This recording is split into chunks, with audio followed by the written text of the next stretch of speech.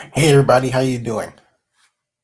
There has been a fascinating, fascinating exchange of ideas.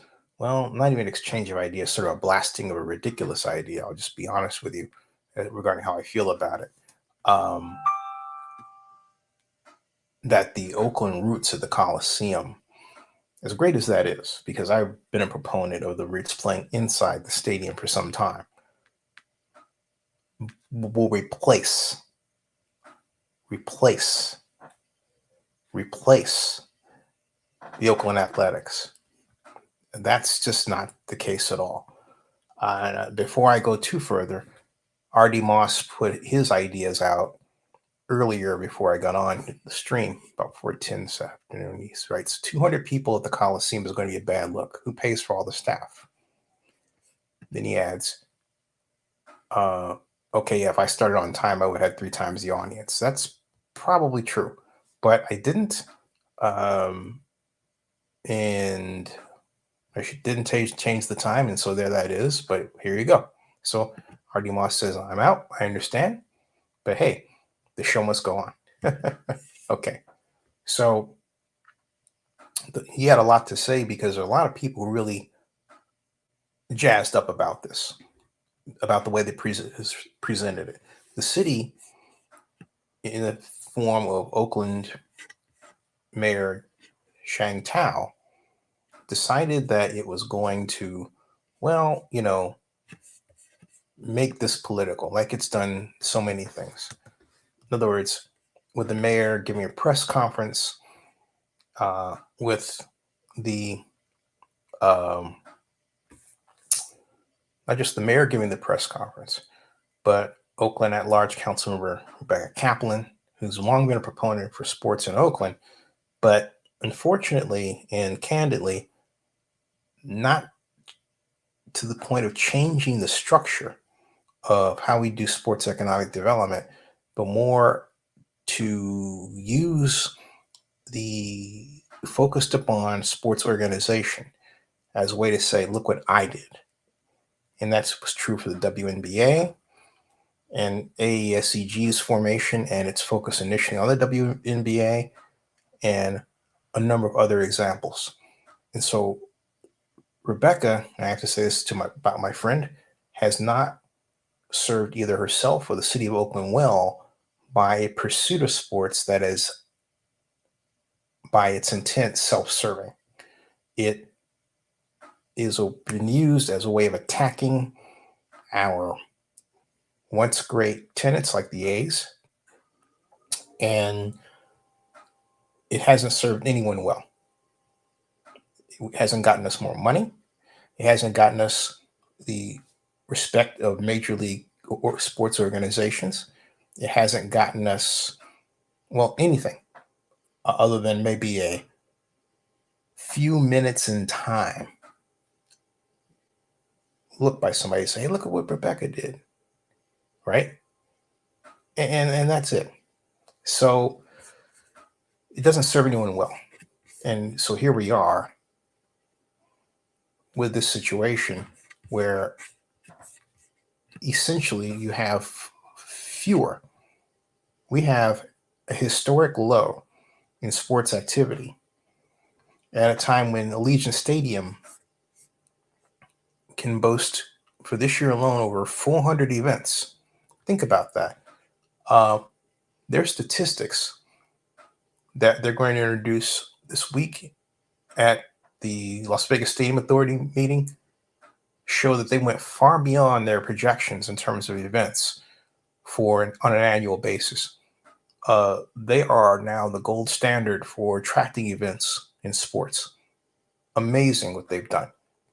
That's the model. That's what the Raiders went to, was a place that wanted to set up an organization that essentially knew what it was doing and had at its focus revenue, producing revenue and events.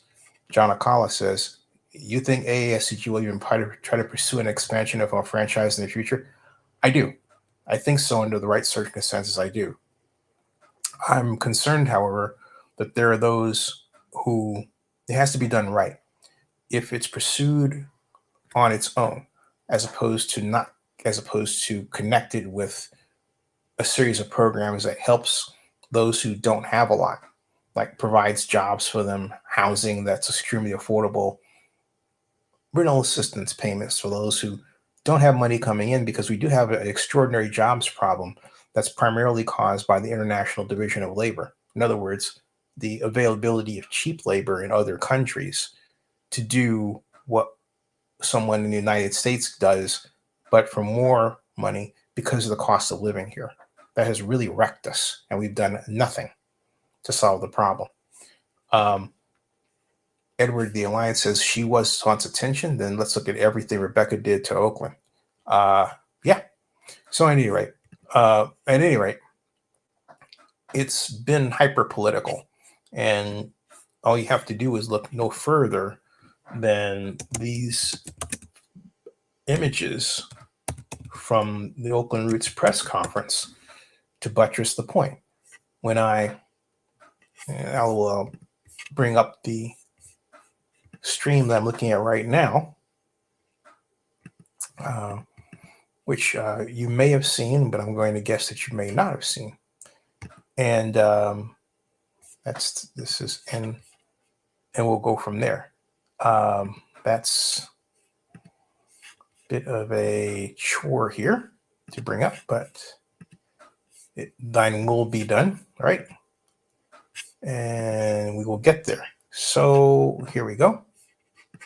And voila, there it is. Boom. Okay. Now that's a cool video, but I'm not going to focus on it entirely for a number of reasons. Here's another view of the video. All right. And we have, let's see here. This is what I'm talking about. Oakland Roots. So what do we have? We have count it. One. Are you seeing this? Okay. 1, 2, 3, 4 photos of elected officials. That's it. All right. So where are the players? Well, there's some of the players in back. Okay, fine. All right. But we have elected officials. Where's everybody else? And this is the problem. This is the problem. And is it natural for an elected official to want to take a bow when a sports organization, comes in? Yeah. But in the past, let's take when the Raiders returned to Oakland. It wasn't just Elihu Harris, mayor of Oakland, and Gail Steele from Alameda County, and Don Parada.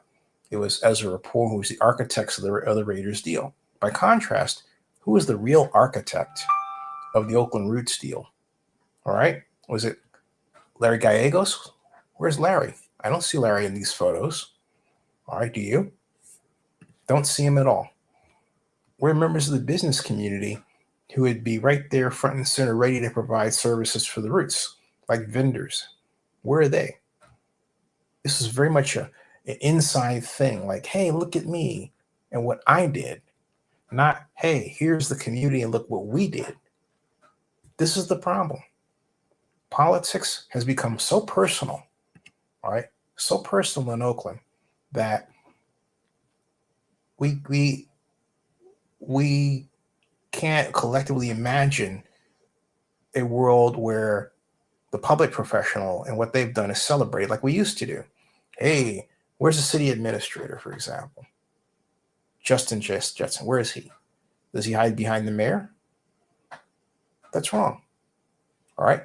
This is where we're at. Okay. Edward says at the press conference, Mayor Thao and Rebecca Kaplan, Mayor and Councilman Kaplan, tried to take care of any potential accomplishments. Very self-absorbed and self-serving, but these two will soon be gone anyhow. Yeah, but my concern is when we replace them with people who act the same way. And my argument is that in the current system, the answer is yes. Okay, so it's the system that's the problem. And I strongly object to the San Francisco Planning and Urban Research calling for essentially a more powerful, strong mayor system where we get more personal politics and more of an ability upon any mayor that we put in to basically sprinkle us with their nasty pixie dust should it turn out to be that way, with no check and balance whatsoever. At least we have a check and balance. In this case, we say, hey, you know what? We don't like what you're doing. We'll recall you. But what we need is where the mayor is effectively decoupled from firing the city administrator. And so the city administrator can effectively put the proper reins on government action and behavior and make sure that government works. So the city administrator can take long-term actions without fear of termination. Okay? Right now, that's not there. It should take 4 to 5 votes to fire the city administrator, but the mayor can hire him. All right? But if the mayor wants to get rid of him, can't just do it in a snap. No hasty decisions. That would be an effective shutoff and realign our decision-making in the city and make it more rational. Right now, it's irrational, and it invites irrational behavior, like what we've seen. Okay?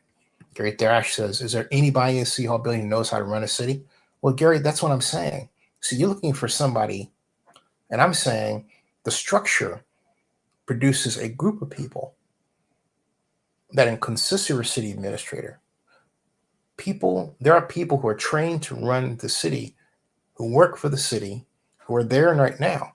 But the way our system is set up, it doesn't give them power. The council manager form of government did. All right? But the mayor said the mayor wanted accountability. Well, the mayor has accountability. All right, we've seen that. But enough is enough about, I want more power, I want more power. We've already seen that in our city. That desire for more power does not lead to better governance. And we have to accept that collectively and stop the chase and go back to operating a government that has the effective checks and balances, because in Oakland, everybody wants a say. So we've had a government that really was about Jerry Brown. We forget that. Jerry Brown installed that for himself, and then he left. Okay? Edward says, I believe maturity and leadership would change that, and we'll see it very soon. I'm not convinced of that. It's not a structural change. Okay? It's done because of what led to it, the recall and the circumstances, but it's not truly structural. It has nothing to do with the mayor's ability to hire and fire. It doesn't give the city administrator more effectiveness. So I am not convinced that just a changing of guard does it. And I really caution against such pedestrian behavior and groupthink. It's not going to get you the government you think you're going to get. There's no logical reason to think that's going to happen. What I'm trying to explain to you is that you're shifting deck chairs in the Titanic. There are some fundamental problems that we have in place that we haven't addressed. For example, we don't have anybody in the city that actually knows redevelopment tax increment financing. The consultants are all around it. We have people like Betsy Lake, who's the current city administrator, who says we shouldn't have more lands in Oakland under the jurisdiction of an enhanced infrastructure financing district, so you can do tax increment financing. Why? Because she says that money won't go to the general fund. Well, Betsy, do you realize that every dollar, okay, if I pull out a buck to pay property taxes, all right, here's a dollar, okay? If I go and pull out a dollar, this $1 that I'm showing you does not all go to the city's general fund. Only 17%. The rest of it goes to BART, AC Transit, the East Bay Municipal Utility District Flood Control, of the county, and the schools. But if the redevelopment agency, if the agency that's called the Public Financing Authority establishes a tax increment financing zone within an enhanced infrastructure financing district, then it takes 100% of this. 100%. So the city could negotiate with a public financing authority that's within the city and say, you know what? we'd like a pass-through of that tax increment financing money. And the pass-through would be what, 100%. In other words, it wouldn't be the pass-through, but then you have to share it with the taxing agencies. Okay? All right? Okay? So, again, structure. A lot of you are too interested in gossip. You want to talk about somebody. I get that. But none of you talk about the structure of government, and I find that extremely disturbing. I find it disturbing that you all collectively will not wrap your minds around the intellectual problems that have gotten us here. You won't do it. You want to talk about somebody. Will you please stop doing that? I'm just begging you all to stop doing that. It's got us into more trouble, and you have to be an absolute fool to think that just because you change people, it's going to get better. That's not how it works. You don't want it to work like that, because that means, okay, once that person's gone, we got problems again. No. I remember in Oakland that because of our structure, we were one of the most innovative, fiscally innovative cities in the United States. Those were during the 80s and Henry Gardner. But it wasn't just because of Henry Gardner. When Gardner left his post as city manager and Craig Koshin took over, guess what? Our lofty ratings didn't wane at all. We were still one of the best managed cities in the United States. We were still considered one of the most fiscally innovative cities in the United States. That comes from structure. And within that structure, you get publicly trained officials. Lay people are not supposed to be running government. You're just not supposed to do it. You leave the day-to-day operation people who went to school to do it. That's a fact, okay? Edwards says not doing anything to address this dysfunctional systemic challenge is not an option. Of course you have to do something. He says, then how do you change the structure that's in place? If somebody electing new leaders isn't going to change anything, the city is truly hopeless. Not true. We do the same thing that we did in 1993. We had a charter convention and a charter regarding changing the city charter. We had a series of meetings that were led by Oakland District 4 City Council member Dick Spees and Alameda County, I should say before he was Alameda County Council, Miranda Rosen Black and Dean attorney Richard Winnie, and my mentor. And so Jerry Bruner, who was then District 1 Council member, presided over those meetings. I covered them on behalf of the Montclarian. You have meetings like that to determine how the structure should be. And then you come upon a better structure and you vote on it. And you install that and have the voters put that in place or some variation of it. In the late 90s, we had two versions. We had Measure F, which is what Elihu wanted, which is strong mayor, and then Measure X, which is Jerry's version. The electorate didn't vote for Elihu's because there were a number of people who didn't want somebody black having that kind of power. That's the fact. That's the sad fact of Oakland at the time. But Jerry Brown, oh yeah, because Jerry, among other things, had no problem attacking the black power structure, as he called it, in Oakland. That was ridiculous. It was a very ugly, ugly, ugly part of our history. And it was a foreshadowing of the kind of personal politics that his form of government would introduce to Oakland, and it's gotten us to this point. Okay, so we've got to change that system. You understand? We cannot expect success with the current system. It's illogical. All right. Oakland rest in eternal peace. God bless Oakland. So again, Jerry, to get your question, all right, we're not truly hopeless, but it takes a charter change. And we need to give the city administrator the freedom to do his or her job. And that means the ability to work without threat of immediate termination just by the mayor on whim. And right now, that can happen. Okay? That can happen. Now, someone say, well, he has a contract. But again, the mayor's power supersedes and also includes that ability of mayor's ability within this wording. All right. So,